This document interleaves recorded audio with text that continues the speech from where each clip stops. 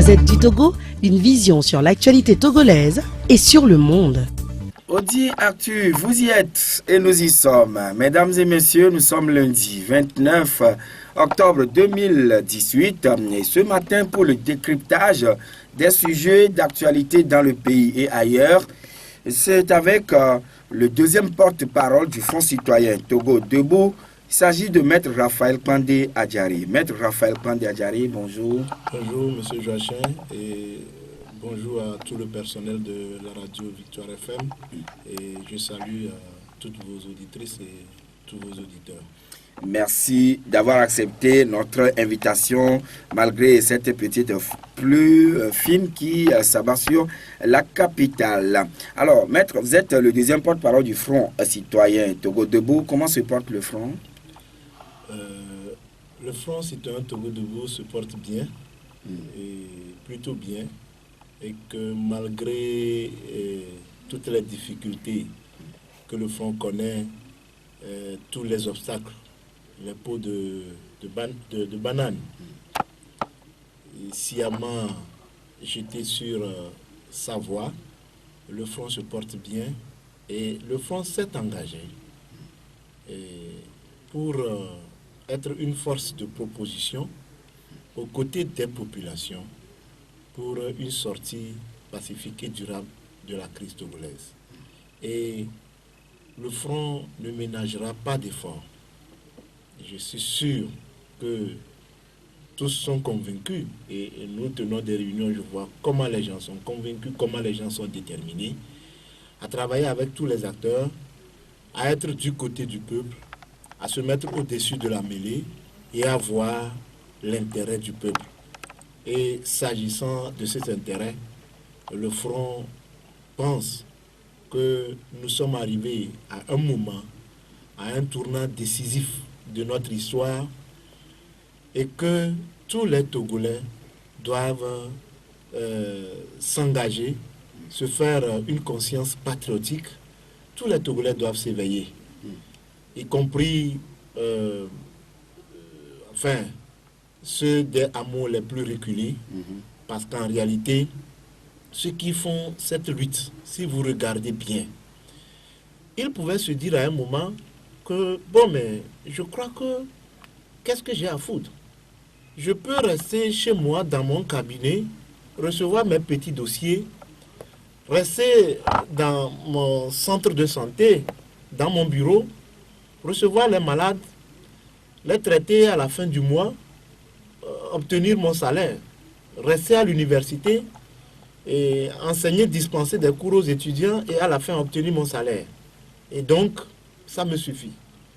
Mais si des gens se sont dépassés et à un moment donné se sont sentis concernés par les problèmes, la gestion, la gouvernance de notre pays, c'est qu'ils se sont dit qu'il ne faut pas s'évader, s'échapper de la misère commune. Cette misère commune a fait mal à tant de générations togolaises et qu'il faut à un moment donné s'engager pour pouvoir trouver une solution à la crise togolaise. Parce que la crise togolaise, c'est vrai qu'elle fait exacerber en août 2017, mais c'est une crise que nous vivons depuis les années 90. Et le Togo ne fait que survivre, les Togolais survivent aux crises. Et une fois pour toutes, il faut mettre fin à ces crises. Et je crois que le Front citoyen Togo Debout s'est assigné cette mission. Elle le fait avec tel engagement et telle volonté. Elle le fait revêtue d'une conscience républicaine, d'une conscience patriotique.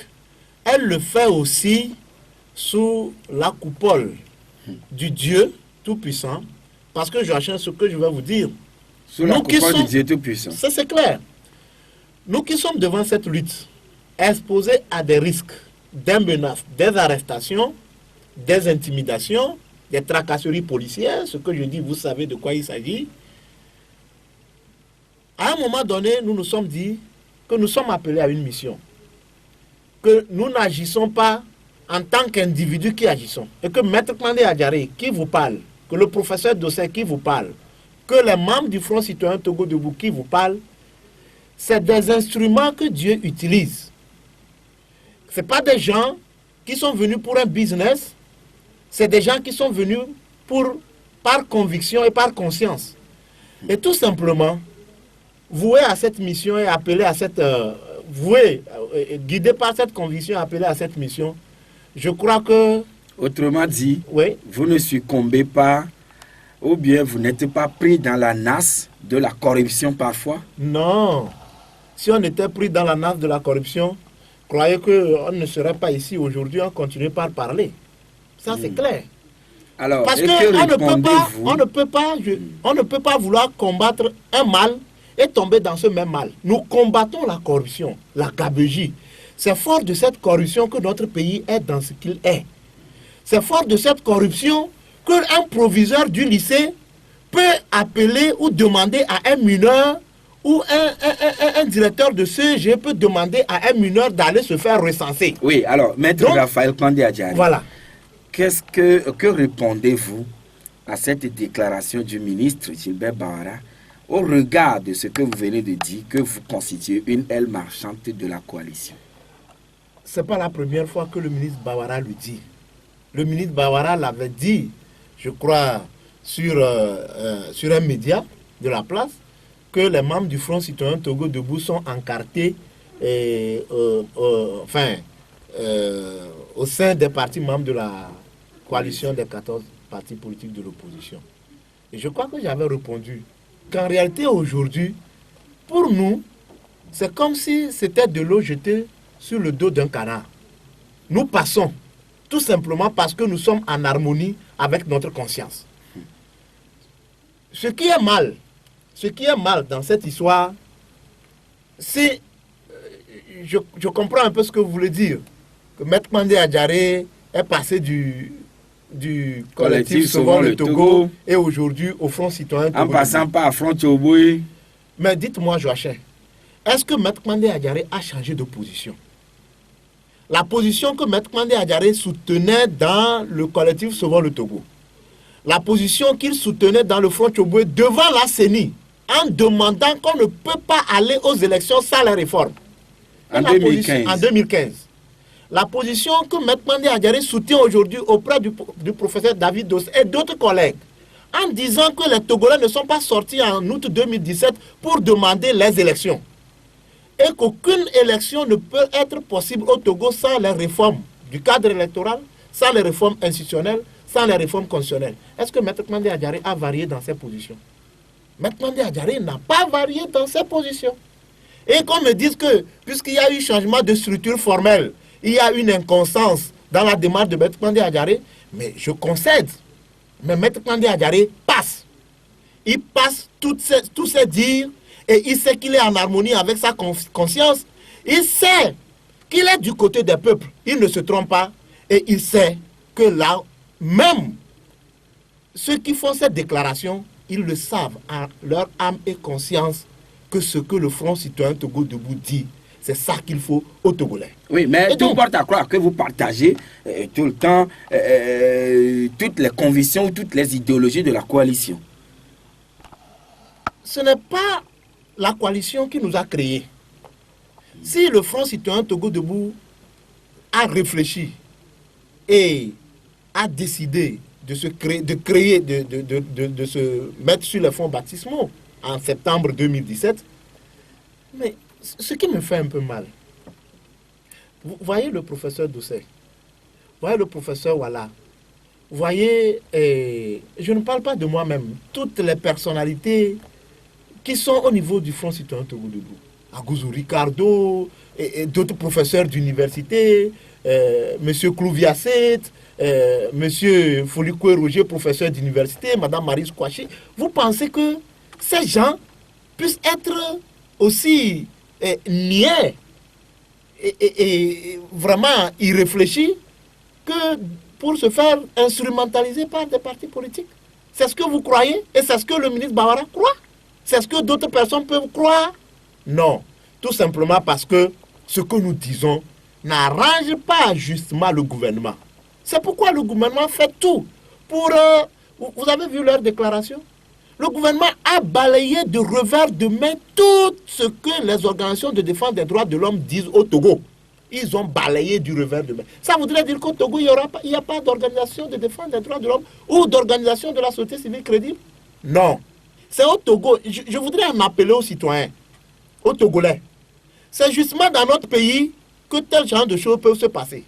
En 2005, lorsqu'on avait besoin de donner une base, une légitimité à l'APG qui a été signée, le gouvernement a coopté 2 organisations de la société civile, le GF2D et le REFAMP. Donc pour signer et endosser des accords, on coopte des organisations de la société civile. Maintenant, quand les organisations de la société civile plaident pour la mise en œuvre des réformes de ces accords, le gouvernement trouve pour dire que ce sont des organisations de la société civile qui sont des béquilles de l'opposition. Ce n'est que dommage. Le livre blanc du gouvernement, le gouvernement a souhaité des organisations de la société civile engagées et responsables. Une organisation de la société civile engagée, c'est quoi? C'est celui qui fait le béni oui au gouvernement. C'est celui qui dit que les groupes d'autodéfense qui sortent dans les rues et qui s'en prennent vertement aux citoyens, eh bien, il faut passer, c'est bien. C'est celui qui regarde des gens venir à domicile, embasiller les responsables, les frapper, les passer à tabac. À Tchamba, comme nous avons vu ce responsable local du PNP qui a été ensanglanté. À Kara, comme nous l'avons vu. Et ce qui se passe actuellement à Sokodé, vous voulez que les organisations de la société civile se taisent sur ces questions et donc faire l'affaire du gouvernement?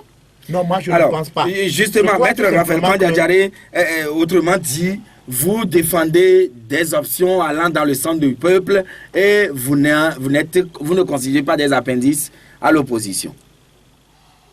Je crois que on ne doit pas faire polémique. Voilà. Alors, c'est clair. Je voudrais terminer. J'en appelais à la population togolaise. Quand le mouvement Y'en a marre est sorti au Sénégal, personne ne peut nier aujourd'hui que c'est le mouvement Y'en a marre qui a fait partie Wad. Personne ne peut le nier. D'accord. Mais le peuple sénégalais n'a pas dit que le mouvement Y'en a marre faisait la politique. Quand le mouvement Balai Citoyen s'est levé au Burkina Faso et qui a fait partir Blaise Compaoré, le peuple burkinabé n'a pas dit que cette organisation, cette fêtière des organisations des mouvements de la société civile faisait de la politique. C'est au Togo. Et c'est votre vision au Front Citoyen Togo Debout? Le Front Citoyen Togo Debout a une vision simple. Laquelle? Qu'après 50 ans, où un régime a essayé de régenter la vie sociopolitique de ce pays, et que nous nous sommes retrouvés dans la situation dans laquelle nous sommes aujourd'hui, avec cette crise qui va de rebondissement en rebondissement, je crois qu'il ne suffit pas de décréter le multipartisme.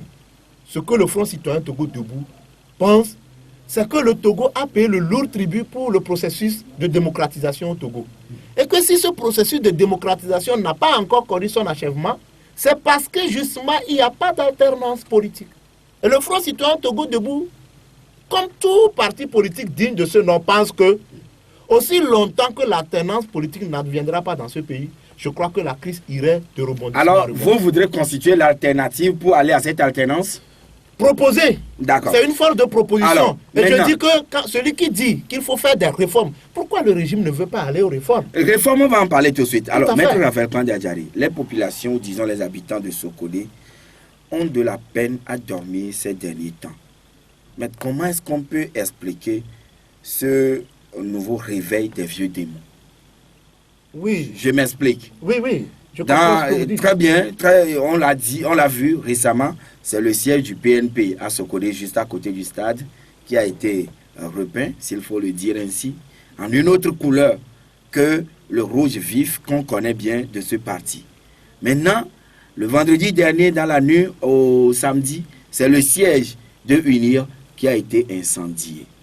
Et hier, vraiment des courses-poursuites, des bastonnades et des gaz lacrymogènes et d'autres langues sur place au téléphone disent quand même que ce que nous avons entendu s'apparente à des tirs à armes à feu. Finalement, qu'est-ce qui se passe avec cette ville au juste? Bon, vous voyez, moi je crois que le gouvernement est dans sa logique. Et il faut que les Togolais se réveillent vite. Il faut que la communauté internationale se réveille vite. Parce que cette CEDEAO, qui est actuellement sur le territoire et qui invite à des rencontres et qui les reporte, Je crois que la CEDEAO ne viendra pas ici après, comme ce qui s'est passé en 2005, nous dire de régler des problèmes par voie de négociation, alors que cette CEDEAO est impliquée dans la résolution de la crise togolaise. Je crois qu'il faut savoir arrêter le mal lorsqu'il est temps. Le problème togolais est sûr. La CEDEAO ne s'implique pas autant que vous voulez. Je crois que la CEDEAO, dans la résolution de cette crise, a commis 2 erreurs graves et que je qualifie de monumentales. Et si la CEDEAO ne se ravise pas, ce serait grave. Quelles sont ces erreurs? La première erreur, c'est que la CEDEAO prescrive des élections aux Togolais, alors que les Togolais ne sont pas sortis pour demander les élections. Les Togolais sont sortis en août 2017 pour revendiquer les réformes. Et les élections ne peuvent être que l'aboutissement normal. Les élections ne peuvent être que la conséquence des réformes. Oui, mais vous pensez que les 15 chefs d'État, les 14 chefs d'État avec toutes les délégations qui les accompagnent, vous pensez que ce serait fortuit pour eux de donner cette date indicative? Oui, si vous dites date indicative, j'accepte. Bon, mais que fait le gouvernement aujourd'hui? Le gouvernement a fait une fixation sur cette date. Le gouvernement conduit à pas de charge les Togolais vers des élections. C'est de ça qu'il s'agit. Donc je dis que normalement, la CEDEAO, quand la CEDEAO est venue, les Togolais veulent des réformes. Ces réformes ne datent pas d'aujourd'hui.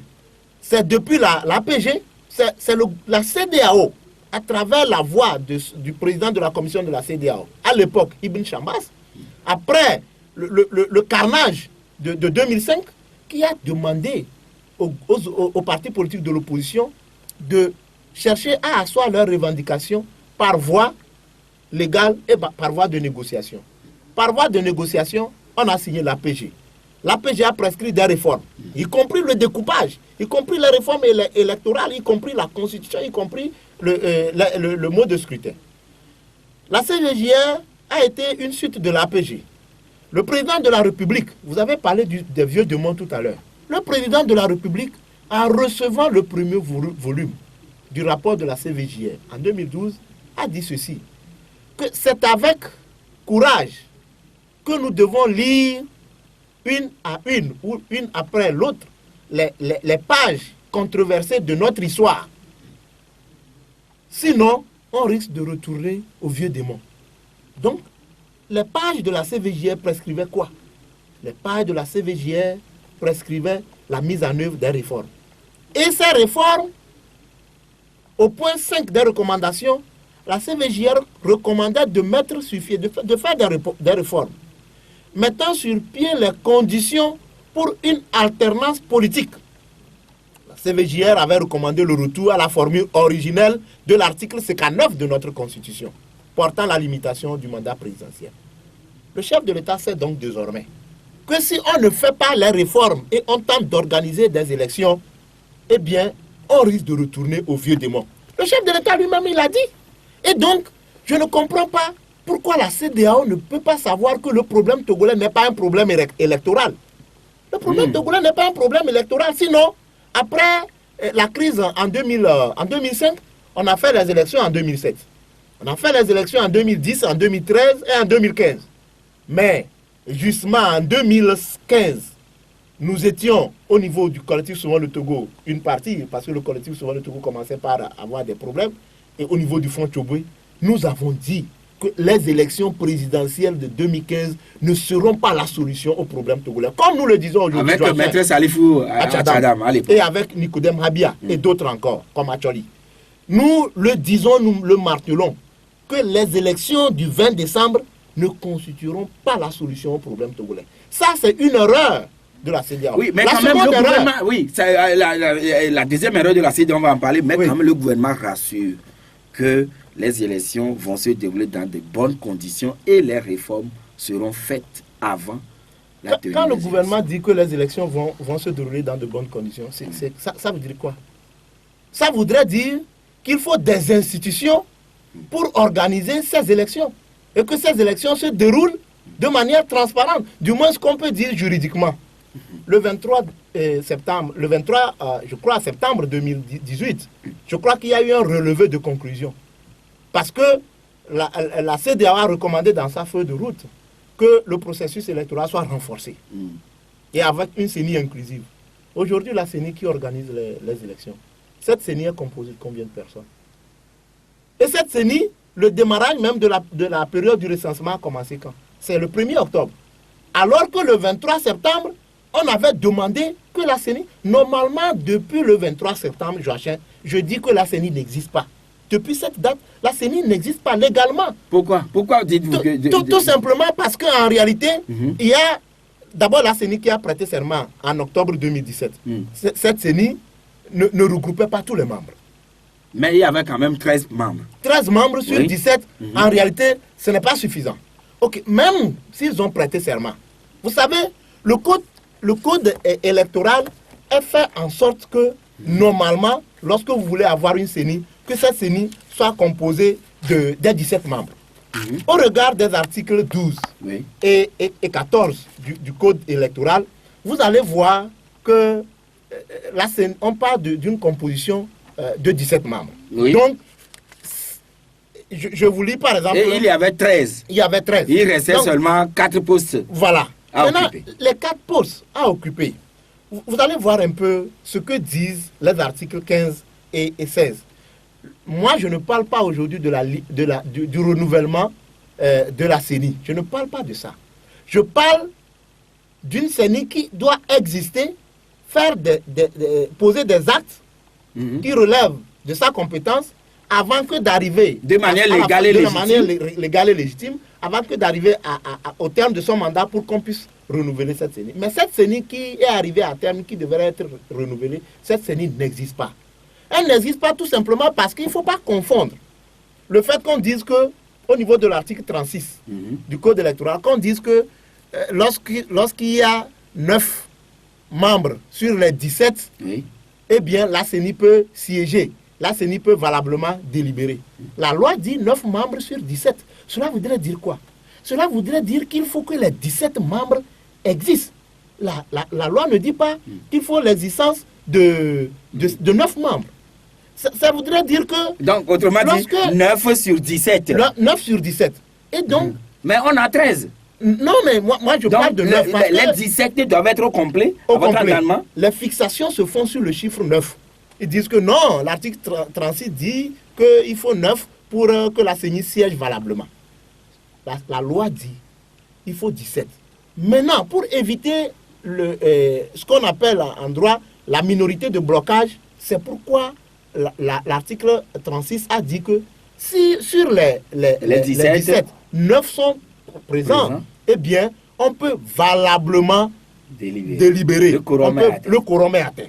Donc, il ne faut pas confondre le nombre qui constitue le quorum pour prendre des décisions au nombre que la CENI doit avoir pour exister. Maintenant, donc à votre entendement, les 13 qui constituent la CENI aujourd'hui, donc la CENI en réalité n'existe pas? Il n'y a pas une existence légale. La CENI n'a pas une existence légale. Je vous lis, prenons le temps de scruter les dispositions des articles 15 et 16. Oui, allez-y. L'article 15 dit: en cas de démission, de décès ou d'empêchement définitif d'un membre, il est pourvu sans délai à son remplacement suivant la procédure prévue à l'article 14. C'est-à-dire, voilà.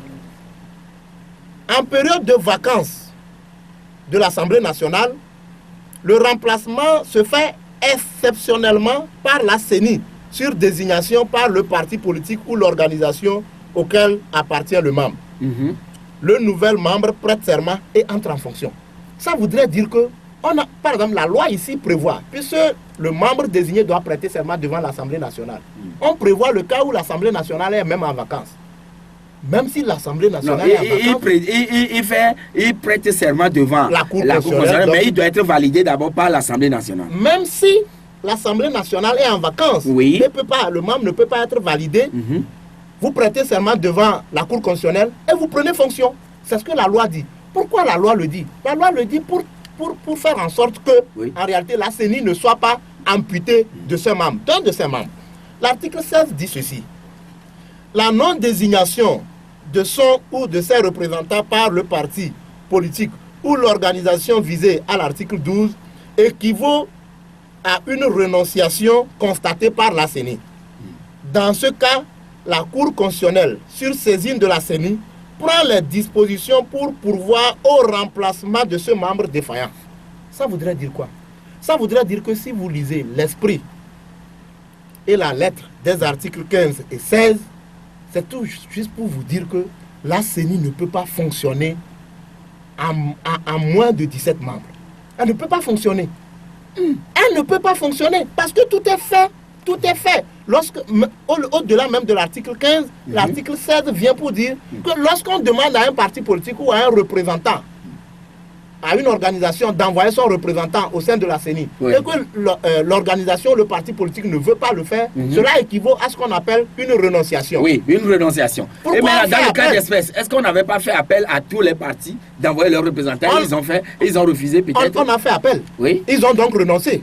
Mais qu'est-ce que la Cour constitutionnelle a fait? Donc la Cour constitutionnelle devrait s'auto-saisir ou bien c'est la CENI qui devrait saisir la Cour? C'est la CENI qui doit saisir. Selon l'article que vous aviez lu. Exactement. Mais pourquoi ils n'ont pas saisi la Cour constitutionnelle? Parce que en réalité, la Cour constitutionnelle, je dis même que la Cour constitutionnelle pouvait s'auto-saisir. Pourquoi? Parce que l'article 99 de notre Constitution dit que la Cour constitutionnelle est garant du bon fonctionnement des institutions, du fonctionnement régulier des institutions. Ça voudrait dire que si la Cour constitutionnelle n'est pas intervenue ici pour veiller à ce fonctionnement, ça voudrait dire qu'aujourd'hui la CENI fonctionne de manière irrégulière. C'est ce que ça veut dire. Parce que tout est fait. Là, normalement, les 17 membres devraient être Les 17 membres devaient être là. S'il doit y avoir une absence, l'absence sera que, bon, peut-être aujourd'hui le membre a démissionné ou bien le parti politique ou l'organisation a renoncé d'envoyer son membre. Et la CENI prend acte et envoie et saisit la Cour constitutionnelle. Aussitôt, on remplace. Et donc, je dis que la CENI, au regard des articles 12, 14, 15 et 16 du Code électoral, cette CENI aujourd'hui est illégale. Et oui, mais quand même, les membres du gouvernement, là, au cours de la conférence de presse, la dernière fois, disaient clairement que la CENI travaille légalement et légitimement. Mais le ministre Badoua Boukessi l'a dit. Le ministre Bara l'a martelé, disons. Pourquoi vous voulez prendre la parole des membres du gouvernement comme parole de qu'est-ce que tu veux? Alors que les tests disent le contraire. Au fait, c'est le gouvernement ou la CENI, d'abord, cette CENI n'est pas indépendante, tout le monde le sait, et que c'est le gouvernement qui dit tout ce que la CENI est en train de faire aujourd'hui. Ça, personne ne peut le démentir. Maintenant, pourquoi la Cour constitutionnelle n'est pas intervenue? Pourquoi la CENI n'a pas saisi la Cour constitutionnelle? Pourquoi la Cour constitutionnelle est restée silencieuse par rapport à cette affaire? C'est tout simplement que ceux qui sont là-bas, les actes qu'ils posent, ça va dans le sens de ce que le gouvernement veut. C'est tout simplement ça. Parce qu'en réalité... Et donc, c'est ça qui doit pousser la Cour constitutionnelle aussi à rester muette vis-à-vis de ce qui se passe, qui constitue une anormalité au niveau de l'institution. Elle est restée muette. Vous allez voir que même la Cour constitutionnelle, ce qui ne l'arrange pas, c'est pour cela que nous parlons des réformes institutionnelles. Parce que nous n'avons pas des institutions justes. À une époque, dans ce pays, la Cour constitutionnelle a débarqué les députés de l'Assemblée nationale. Et quelle est la deuxième erreur de la CEDEAO, Maître Raphaël, dans la résolution de la crise? Je finis rapidement. Mais avant de revenir, on va marquer la pause. Merci beaucoup. Avec notre invité, Maître Raphaël Pandé Adjaré, vous êtes en direct bien sûr sur Victoire FM, la 96.3 également, reçu sur le www.radiovictoire.fm ou carrément dans Google Play Store, vous tapez Radio Victoire et vous téléchargez l'application et puis vous nous suivez en direct et tout bonnement et calmement. Maître Raphaël Pandé Adjaré, nous parlions tout à l'heure de la CENI et vous évoquiez que le chiffre, ou disons le nombre, les 13 membres de la CENI ne font pas affaire alors que le quorum, je le disais tout à l'heure, et j'ai atteint la CENI travaille légitimement et légalement selon le gouvernement. Oui, comme je l'ai dit, c'est le gouvernement qui peut le dire. Mais vous savez, le législateur n'est pas idiot. Quand le législateur prévoit un nombre, c'est parce qu'il sait que c'est le nombre qui peut faire en réalité le travail. On va passer rapidement ce point. Mais prenez tout simplement le nouveau règlement intérieur de la CENI, qui a été signé par l'actuel président de la CENI.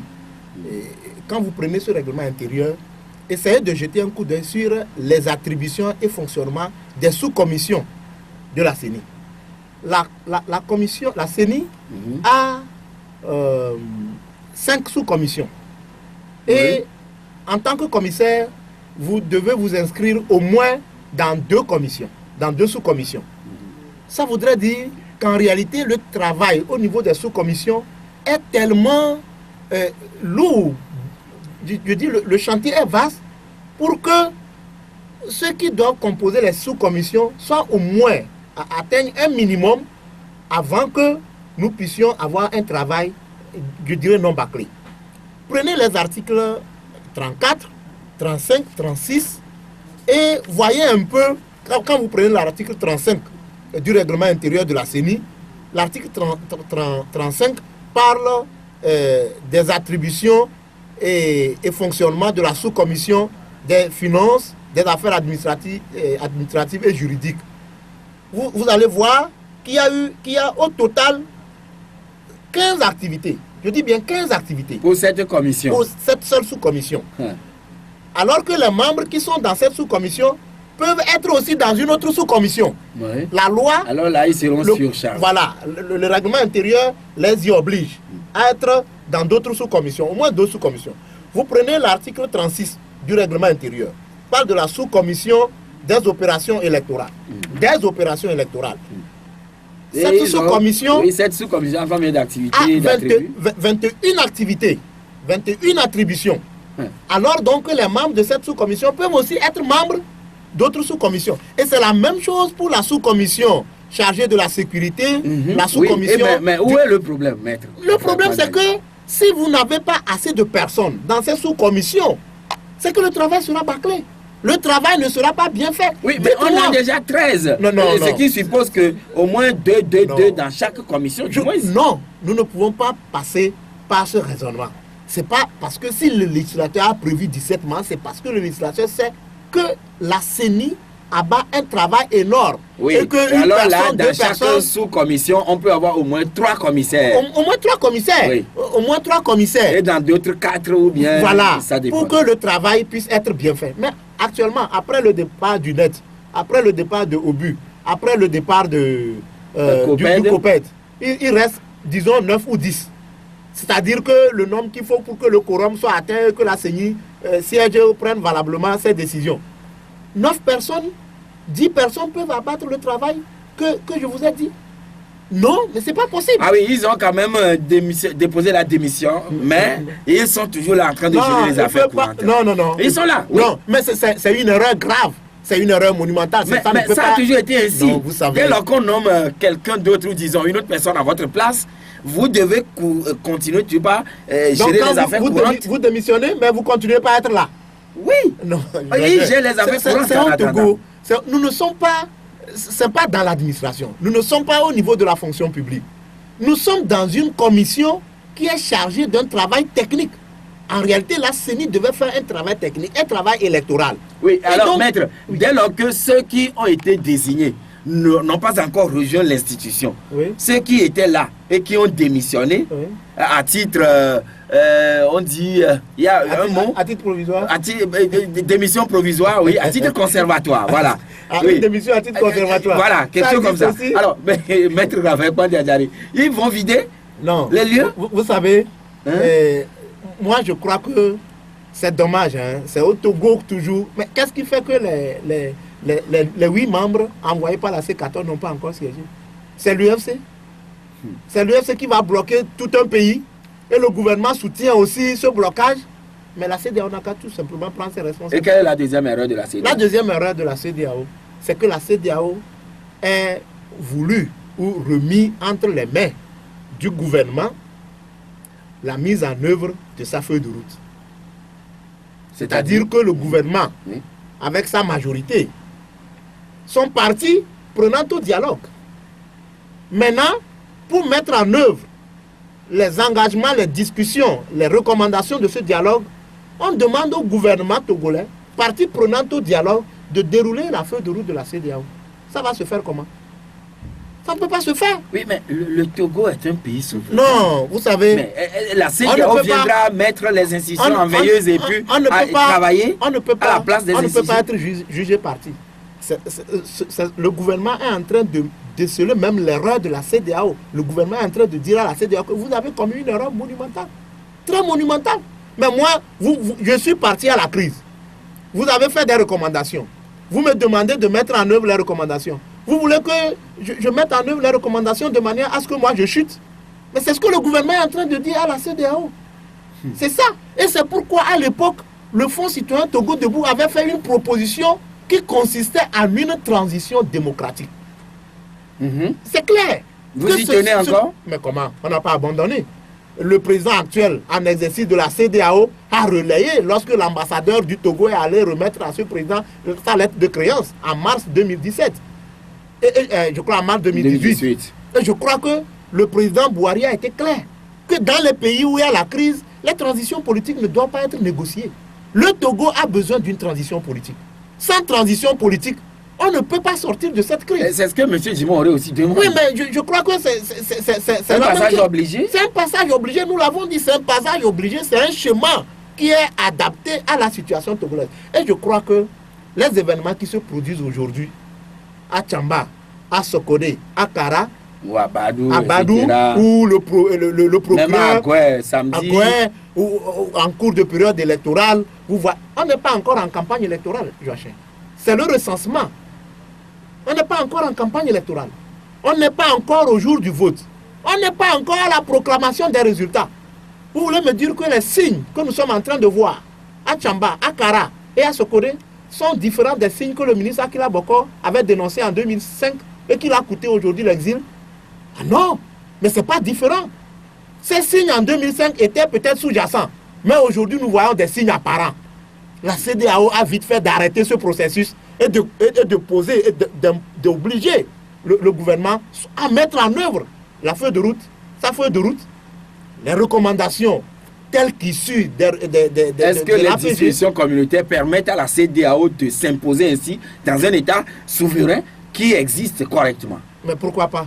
Ah bon? Si la CEDEAO est venue pour résoudre une crise à laquelle elle n'est même pas étrangère, hein, parce que la crise aujourd'hui a ses racines dans ce qui s'est passé en 2005. Et la CEDEAO n'est pas étrangère à cette crise. Si la CEDEAO avait prescrit des élections en 2005 qui ont débouché sur un carnage, la CEDEAO va commettre la même erreur en prescrivant les élections en 2018. Alors, Maître Raphaël Pandé Adjari, nous allons permettre aux auditeurs d'intervenir maintenant sur le 22 21 80 99 ou bien 92 02 80 63, mais au niveau du Front citoyen Togo, au niveau du Front citoyen Togo Debout, quel schéma de sortie de crise? Non. Pour le Front citoyen Togo Debout, je crois tout simplement qu'il faut les réformes avant les élections. Joachim, on ne peut pas, ça là, je crois qu'on ne peut pas passer dessus.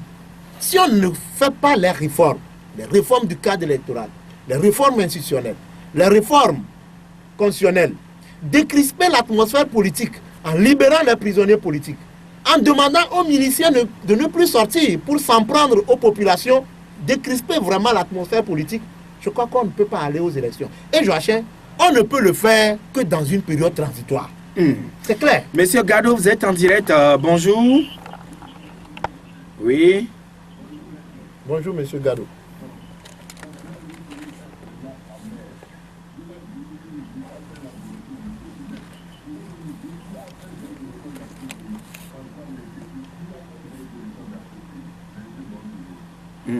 Alors, nous allons prendre le deuxième intervenant sur le 92 02 80 63. Allô? Oui, bonjour, monsieur Maglo. Bonjour, monsieur Maglo.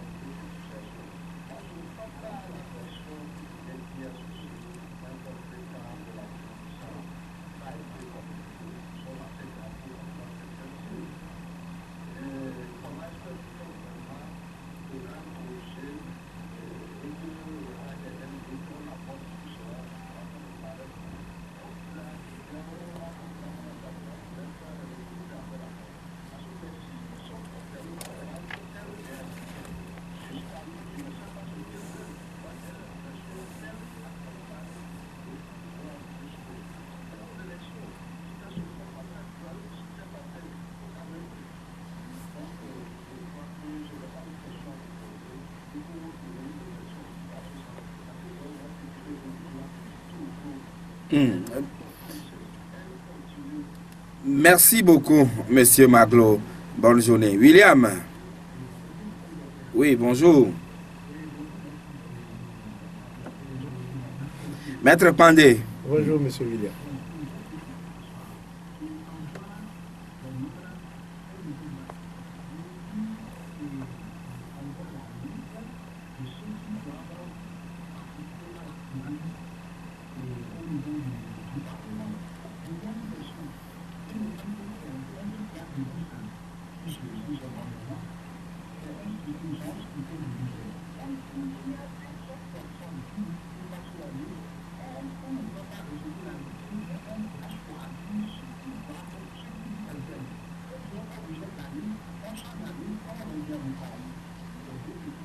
D'accord.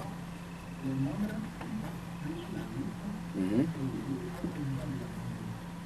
Merci, William. Et le dernier intervenant, c'est Monsieur Lanson. Bonjour. Oui. Bonjour, monsieur Lawson.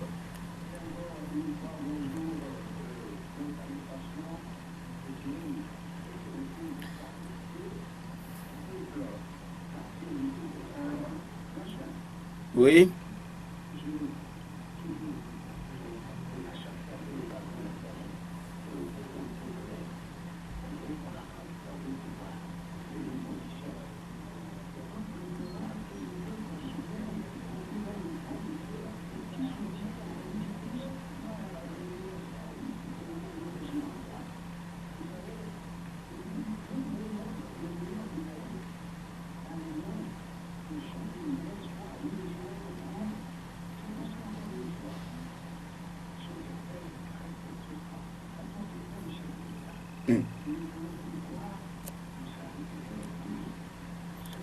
D'accord. Merci beaucoup, Monsieur Lawson. Et voilà, il interpelle le chef de l'État pour que nous ne puissions plus voir le sang des Togolais couler encore.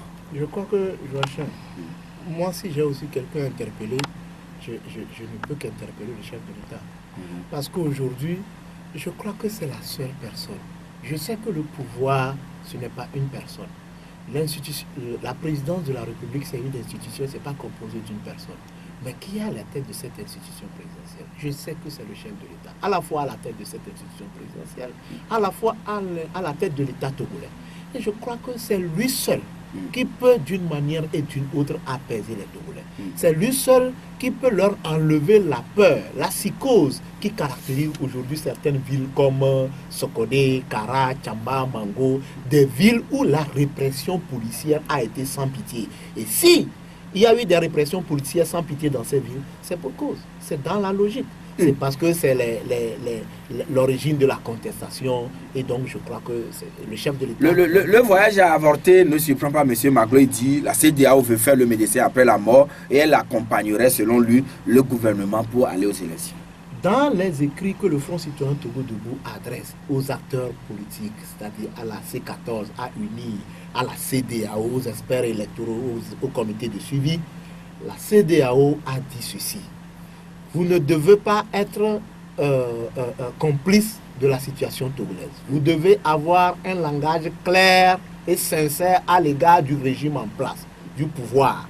Parce que, vous voyez, le Front citoyen Togo Debout avait adressé une lettre ouverte à la communauté internationale, à l'ONU, à la CEDEAO, à l'Union africaine.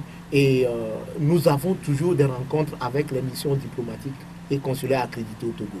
Nous leur disons que la CEDEAO joue sa crédibilité dans la crise togolaise.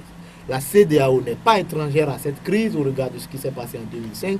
La CEDEAO doit montrer et prouver aux Togolais le sentiment réel que les Togolais aussi appartiennent et partagent un espace communautaire qui a des règles, à savoir la charte africaine de la démocratie et de la gouvernance, le protocole de la CEDEAO. Et donc, la CEDEAO ne part pas ex nihilo pour venir résoudre. Il faut que le Togo est le seul pays de la sous-région qui ne connaît pas l'alternance. Je crois que cela n'est pas aussi et maintenant, qui a peur des élections? Non, mais ceux qui ont peur des élections, quand moi je parle d'élections, je parle des élections organisées dans des conditions normales de transparence avec les standards que la communauté internationale. Voilà. Et donc, Ceux qui ont peur des élections, c'est ceux qui organisent ces élections dans des conditions troubles de manière précipitée parce que ce n'est que dans ces conditions que leurs fraudes peuvent être établies. Le marché de Kara, le marché de Lomé, UTB, poste Sokodé, poste de Sokodé, affaires sociales Sokodé, des mosquées à Kara, des mosquées à Lomé, églises y compris. Alors, maître, siège du PNP, siège de UNIR à Sokodé, tout ça là, même la cathédrale de Lomé. Tout ça, c'est le feu. Jusqu'à quand, maître? Je reviens à cette question, mais il y a une question qu'un auditeur a posée. Oui, qui va envoyer la liste au Parlement? Je crois que à la le relevé de conclusion du 23 septembre est clair. Quand j'ai entendu les membres du gouvernement, avec leur majorité, qui ont fait la conférence de presse la dernière fois, vous savez, ils ont sciemment coupé la partie qu'ils ont lue au beau milieu du paragraphe. Il a été dit concernant la recomposition de la CENI, les deux parties se félicitent. Les deux parties, c'est qui? C'est entre le gouvernement uni et la C14. Donc, si la C14 est un membre, enfin, c'est une partie prenante. Est une partie prenante. Et la C14 est composée des structures qui ont une existence légale. Si une des structures ou un responsable de cette structure envoie les noms des 8 au président de l'Assemblée nationale, il n'y a pas de problème. D'accord. Donc, ensuite, il a posé une autre question concernant cet aspect, oui, vraiment. Maintenant, par rapport aux incendies, oui. À la question, ici et là, depuis un bon bout de temps. Mais ce qui se passe, oui. Est-ce que, Joachim, le gouvernement vous a dit un jour qu'on a pu mettre la main sur les responsables de ces incendies? En 2013, moi-même j'ai été embassier dans l'incendie du marché de Kara et de Lomé. Bon, mais aujourd'hui, c'est horrible. Les églises, les mosquées, les lieux sacrés attaqués. Maintenant, les sièges des partis. Finalement, on va où avec cette affaire de feu? À qui ça profite, je ne sais pas. Mais je crois que c'est des signes. C'est des signes qui Est-ce qu'on peut arrêter ces signes? Le pays va mal.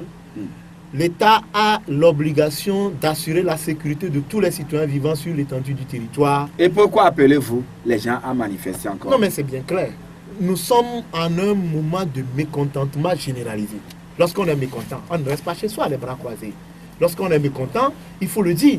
Les prisonniers politiques sont en détention. Le processus, les Togolais sont conduits à pas de charge vers un processus électoral.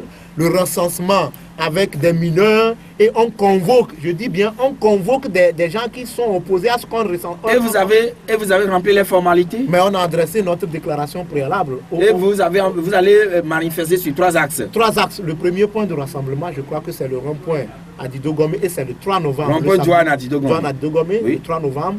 Le second point de rassemblement, c'est le Carrefour Pharmacie Didjolé. Oui. Et le troisième point de rassemblement, c'est à Agoué, au niveau de la station Wando. Et le point de chute, c'est sur le terrain du lycée d'Agoué. Voilà. Tout ça là pour dire que lorsqu'on n'est pas d'accord, il faut dire non.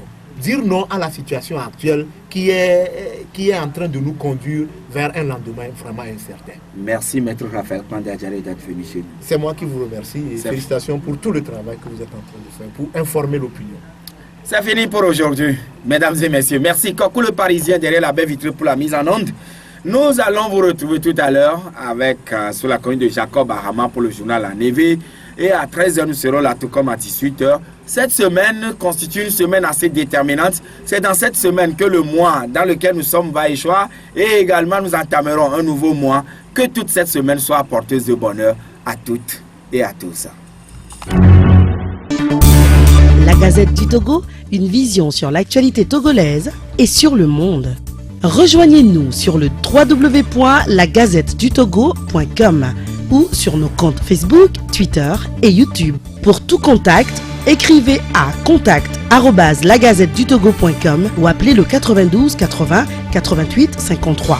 La Gazette du Togo, c'est l'information en continu.